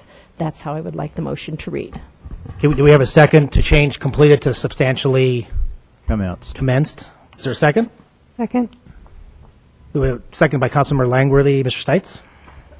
Well, if we change that verbiage to substantially whatever, commenced, that will not affect us on our bid process, will it? We won't have to rebid that thing if something happens. No, if the Okay. if the property, if the demolition is not substantially commenced, substantially begun, basically, by January 31, then this contract with Mile High Design Building Contractors is Okay. effective, and we'll move in and do the work. Because I just don't want to go back through that bid process again, because that's going to cost money and time and, particular things like that, because we do have a problem down there with safety and particular things, so. Ms. Sang? I'm sorry, I can't support this. I just feel that his property has been in that condition for a year and a half. It's a safety hazard. I think we've been generous with giving him till the 31st, and I will not be voting for this amendment. Okay, we have a motion to amend. It was seconded. Please poll the council on the amendment.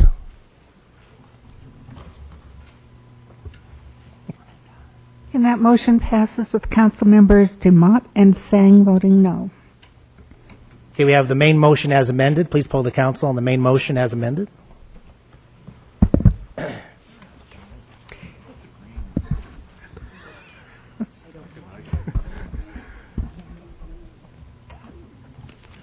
And that motion passes with council members Demott and Sang voting no.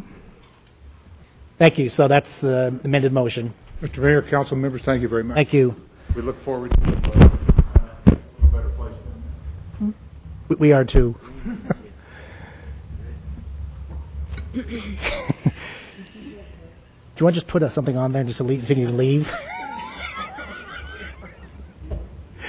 Item 5 is resolution 64-2010. Councilmember Jay.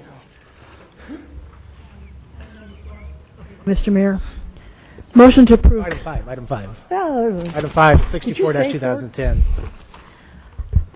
Resolution number 64-2010, a resolution amending the 2000 Open Space Fund 32 in the amount of $199,151 for the purpose of accepting community development block grant funds and awarding a contract to Recreation Plus Limited, Golden Company, for the purchase of Golden, Colorado, for the purchase of playground equipment. Playground equipment is in need of replacement at several parks within the system. 3 locations are appropriated for replacement in the 2010 and 2011 Conservation Trust Fund budget. The purchase of playground equipment is an approved use of Community Development Block Grant or CDBG funds. Due to the need to expand these CDBG funds in the 2010 calendar year, the purchase of new playground equipment at Panorama, Anderson, and Fruitdale Park, as well as Richards Hart Estate, in the amount of $199,151 is being requested. Equipment in these playgrounds has been in place since the early 1990s and has reached its expected lifespan. Park and playground equipment is available through the U.S. Communities Cooperative Bids. Little Tykes Commercial Products and Systems are available through Recreation Plus in Golden, Colorado.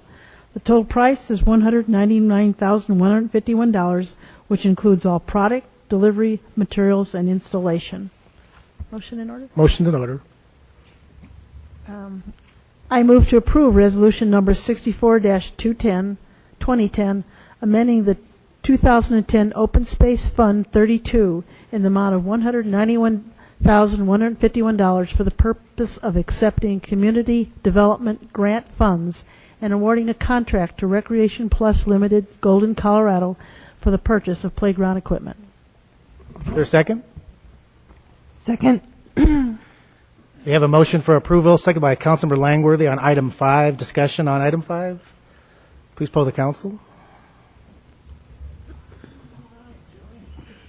The motion passes 8-0. Item 6, Councilmember Jay. Motion to approve, thank you, Mr. Mayor. Motion to approve payment to Recreation Plus Limited in the amount of $52,295 for the purchase of playground equipment for Randall Park. The playground equipment located in Randall Park, 41st and Fenton Street, is in need of replacement. The playground will be updated to reflect current trends and play structures such as climbers for balance and interactive play for younger children. A new fall surface for ADA accessibility will also be part of the project. This playground replaces a structure which was installed in 1990 and has come to the end of its life expectancy.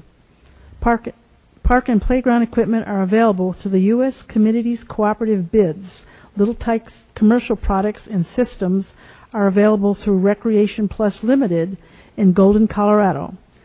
The total price is $52,295, which includes all product, delivery, materials, and installation.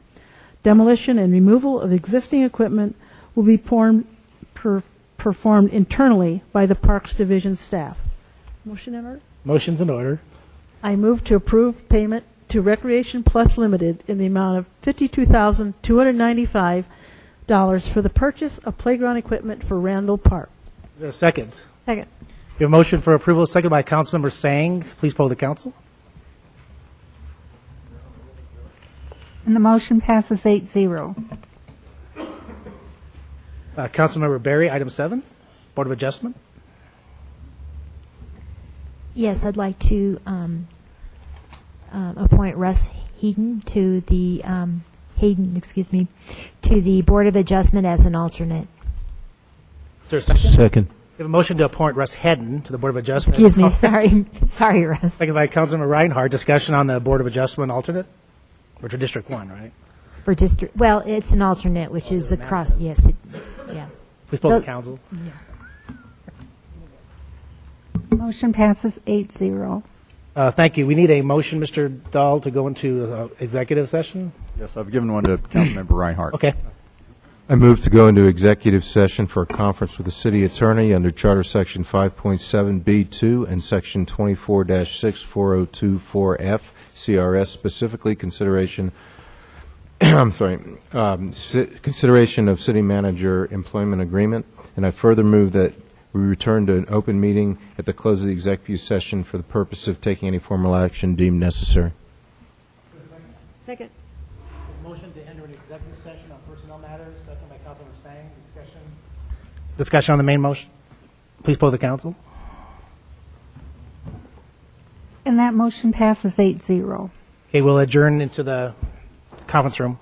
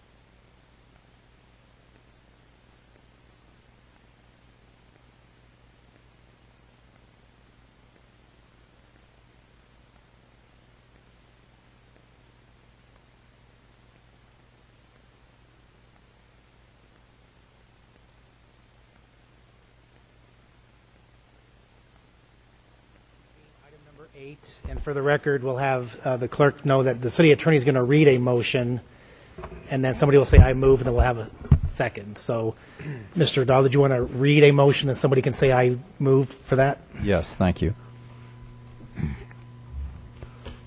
The motion is to extend the initial term of the city manager's employment agreement dated 19 June 2010 to extend the initial term to June 19, 2011, to extend the time period for the first and each subsequent annual review to June 19, 2011, and to permit the city manager to establish residency within the city on or before June 19, 2012, along with such other conforming changes as the city attorney shall recommend to accomplish the first three portions of this motion. So moved. Is there a second? We have a motion by Mr. Reinhardt. Is there a second? Second. Second by Councilmember Adams and Sang. Please poll the council on the main motion.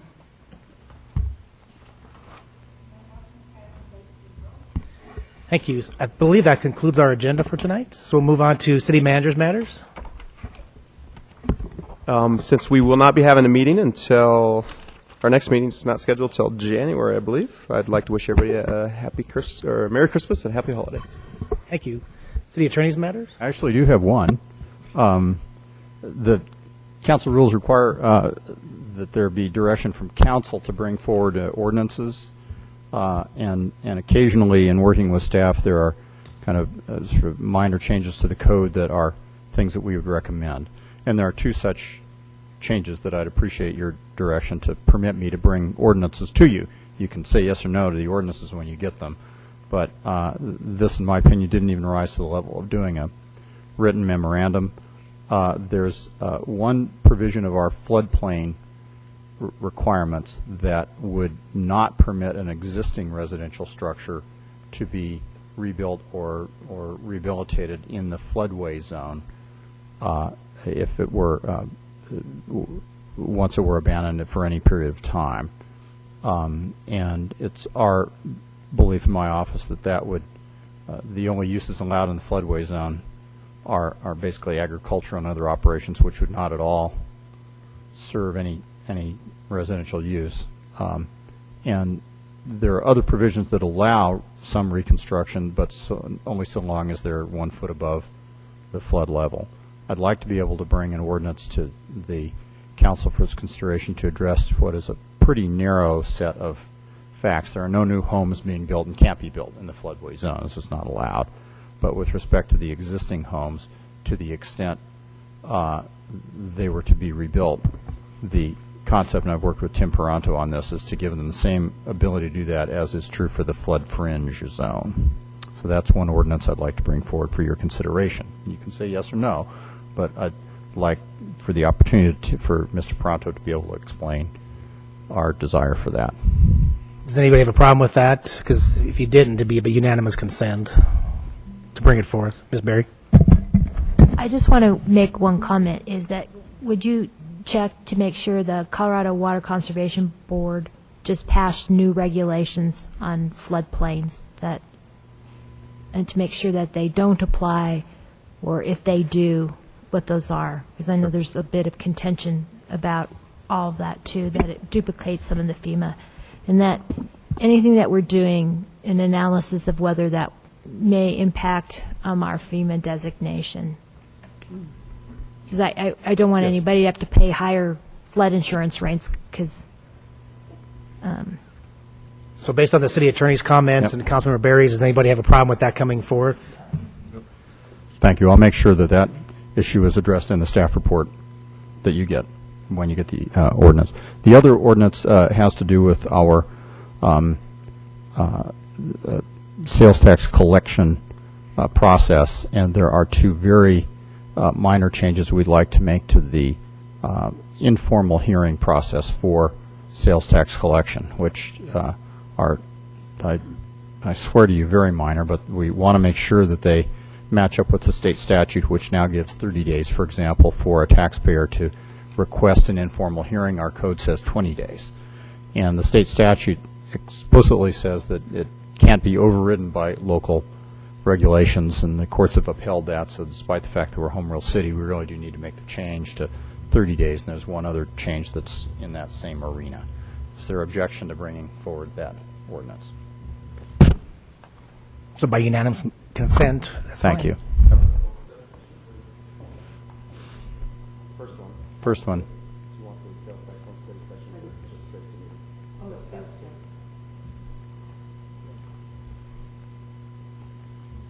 Okay.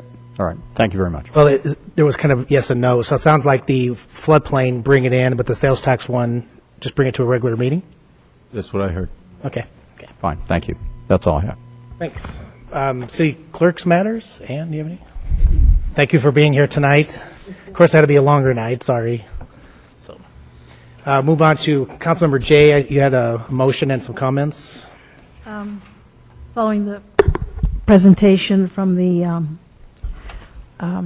Rotary Club regarding the dog parks, and last week's study, the revelation that the task force is wanting to move ahead with a dog park, a free off-lease dog park. I move to direct staff to bring forward the following resolution to the second business meeting of January 2011. Number one, a supplemental budget appropriation in the amount of $15,000 from the general fund reserves to provide the necessary funds to allow the Wheat Ridge Rotary to donate $10,000 to the Mayor's Art Initiative and to contribute $5,000 for a proposed dog park to be located either or in Fruitdale, Prospect, or another location based on further community input. The Wheat Ridge Rotary will reimburse the city over a 5-year period at $30,000 per year. Funds would be used for construction of the park, perimeter fence, or an addition enclosure within the dog park for small dogs or puppies. I think it's $3,000 a year. Oh, I said 30. 5. Yeah, I'd like that. 3,000. A hell of a dog park. Is there a second? We have a motion to bring the resolution forth to the second meeting in January at a regular meeting. Please poll the council on the main motion. Oh, if you want, that's fine. Ms. Adams? Yeah, I do want. I have the presentation. It was still in my book from the week that they came to the study session, and the wording says to allow the Rotary to, read that again, allow them to do what? To allow the Wheat Ridge Rotary to donate $10,000 to the Mayor's Art Initiative and to contribute $5,000 for a proposed dog park. And how much to the Art Initiative? 10. And when is that paid for, or when will that pay it off? To my knowledge, it doesn't pay it off. That will pay, the remaining balance is about $19,000. That will pay it off. Or they'll pay half down, so we'll have about $9,000 left over. The Rotary is basically asking for the city to front the money like they've done on the other projects. They're going to put $10,000 towards the sculpture and $5,000 towards a dog park in the city of Wheat Ridge as council approves it. And then we still have to raise about another $9,000 to finish off the sculpture. Good. I guess my questions, first of all, I guess, Patrick, I guess it would come to you. We've been the bank before for Rotary where we've fronted the money, right? And so being a bank is not necessarily, maybe Mr. Dahl knows, that's not unusual for cities to be able to be the bank for someone who is generous enough to give this donation. Yeah, we've done it for the Rotary in the past, and tonight they paid their last payment on the Field of Greens, or is that what it's called? Field of Greens project. And is this the largest amount that we've been able to front for them? We did $30,000 for the Field of Greens. Okay, so I have no problem with that, and I think that's a generous offer. But the thing that I stumble on a little bit is when I looked over this dog park task force recommendation, what they have in their timeline is neighborhood input meeting is in January of 2011. And then the presentation to us comes in February 2011, and the design and construct of dog park, and then organizing of the volunteer dog park program. So we really, of the 7 or 8 things, we only have done the first 1, 2, 3, 4, 5 in the process. So do we want to wait and accept that, or do we hold that money in the Wheat Ridge Foundation? Oh, you would hold it. You wouldn't spend it until it's actually the $15,000 would not be expended, just 10 of it, and then 5,000 being allocated on the dog park when council's ready to fund it. So was your understanding, Mrs. J., that we would hold that through the Wheat Ridge Foundation, or how does that work with our bookkeeping? Do we hold, they donate it this year, and then we hold it in earmark it? Is that correct? Well, I don't think you would hold it anywhere. You would just have it budgeted in the budget, and then once the park was being built, the $5,000 would be available through the general fund, through the resolution. The $10,000 will go directly to the foundation, and then that foundation will cut a check to the artist. But see, the foundation invests money in making investments. So why would it not be more prudent to put the 5,000, the 10,000 we need lickety split? That's fine. That's accepted. That's understand that. But then put the 5,000 into the foundation. If they have the 15 in their hand now to give us, and we want to accept that graciously, why would we not put 5,000 into the Wheat Ridge Foundation for them to manage rather than just hold it in our reserve? Is that, I just don't know the logistics. It's my understanding the 5,000 is going towards a city project as part of the dog park, so it would be spent out of city funds. The 10,000 is going to be donated to the Rotary, so they can give it to the foundation so that they can give it to the artist. But the dog park is a different. It's going to be a city project and the city will be paying for that project. So basically, it's just on paper in that it's a commitment. Yeah, we're committing to put 5,000 up front to help pay for the dog park, and then the Rotary will pay the city back over time to cover that. So if in 5,000. fact, for some unknown reason, and this is an incredibly good document, and it has an awful lot of support both community-wise and council-wise, the feeling I got from the study session anyway, that if it falls out, the dog park for some unknown reason, then we haven't done anything with that. Yeah, the money wouldn't be spent. Okay, got it. So we hold on to it until Yeah. fruition. If that was to happen, I'd go back to the Wheat Ridge Rotary and see if they wanted to reallocate 5,000 to some other project for the city, if that fell through. But I'm hoping that it won't. Okay, so we have a motion. It was seconded by Councilmember Sang. Please poll the council on the resolution to come forward. The motion passes 8-0. Thank you. Anything else, Ms. J? Ms. Sang? I just want to wish everybody a Merry Christmas and a Happy New Year, and see you guys next year. Mr. Reinhardt? No. Ms. Langworthy? I'd just also like to wish everyone a safe and happy holidays and a Happy New Year. Thank you. Mr. Stites? Yeah, thank you, Mr. Mayor. A couple of things. One, there's a group in Wheat Ridge called the Woodchucks, and they're retired woodworkers. There's men and women. And I think they have a little shop down off 38th and Ames that they go in every day. But this year, as in previous years, but this year they have made over 900 toys that they're giving away at Christmas, and these toys are absolutely fantastic. They're made of most of them wood and cars, boats, trains, particular things like that. Their budget has run out of money, and they have the last year or so brought toys into our tire shop, and we've sold them for them, and then that gives them money for the dowels and particular things that they, may need that a lot of people, don't donate because they're constantly looking for wood or whatever. So if you're looking for some great, great handmade Christmas gifts, come by our business and take a look at them. And it's money well spent, and it's for a good cause. But I just wanted to talk about that for the Woodchucks. This is an excellent time to relocate your home or business to Wheat Ridge. If you need any help, let us know, because I tell you, come the first of the year, the city's going to be on fire, and we're going to have a lot of stuff going on. So I think it would behoove you to jump on the wagon and go with us. Please do a positive thing. I heard some great things over Thanksgiving, because there was a lot of kids financially and stuff that could not go home from college and stuff, and I heard stories where they got invited to people's homes and stuff, and that was absolutely fantastic. And take a look at them for Christmas. Check your neighbors and particular things like that. And as always, please try to find it and buy it in Wheat Ridge. Thank you. Thank you.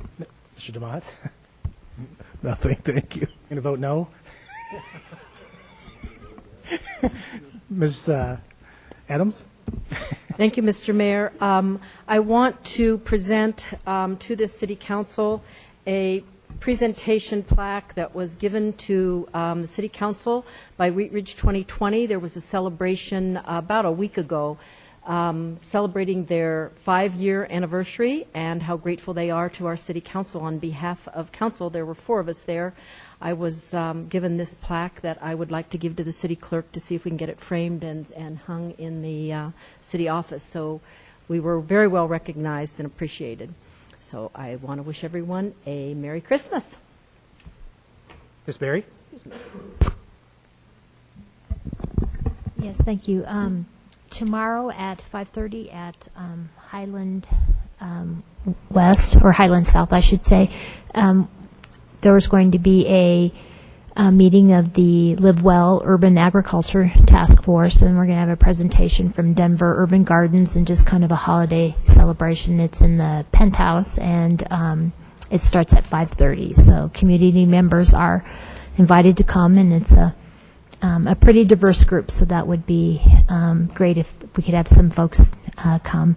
Also, I want to hand out a proposed council rule change. I'll be asking to be put on the agenda for our next meeting, and it's simply to say that anything that goes on the agenda has to have a fiscal note on what the revenues or expenditures to the city will be. I think this will help aid the citizens in better knowing what we spend and what we'll bring in, and just make things a little clearer for both council and for the citizens.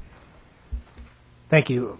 I would actually have to agree with that. We used to have a fiscal note a long time ago in the packet for each agenda item, so that's good to bring it back. I wanted to thank the Wheat Ridge Rotary for all their support in the community. Councilmember Adams asked how much money they've invested in the community. It was $30,000 for the rec center, like I mentioned earlier, to expand the ballroom to be a larger size back in 11 years ago, and then just 5 years ago, the $15,000 for the Wheat Ridge High School fields. So now we'll have another $15,000 hopefully for the public art and also the dog park that I truly believe will go forward, hopefully. Just wanted to also mention, people still have an issue about sometimes immunizing their children, and I wanted to bring up that Wheat Ridge High School has a case of one student had whooping cough in the school, and he was in my classroom, and so he's out of the school for the rest of the semester, which is not much of days. But think twice about not having your students or your sons and daughters or children immunized. It's still an important thing to do in this day and age. I know some of these diseases are considered extinct, but they show up in certain students depending on their health and well-being. So think about that before you say you don't want to have your children immunized. I also wanted to mention the high school will be, the last day of real school is Wednesday. Thursday and Friday are the finals, and then they're done through the end of the year. So we'll be having finals Thursday and Friday. And I wanted to thank Pietra's and Wheat Ridge Lanes. They'll be sponsoring a lunch and then a bowling day for a lot of the kids that I work with, the students in my class. So we're going to have a good day there. Wheat Ridge Lanes has done some things in the past. Pietra's has done things in the past for them. We meet at Pietra's, have a lunch, then run over to Wheat Ridge Lanes and bowl for a couple hours. That's really a good thing for all the students. That's supporting a local business. So, and with that, I wanted to also remind everybody that Clancy's has reopened, and they are doing a good business, the 38th and Kipling. And so welcome them here again. So once again, Merry Christmas, Happy Holidays, and Happy New Year, and we're adjourned.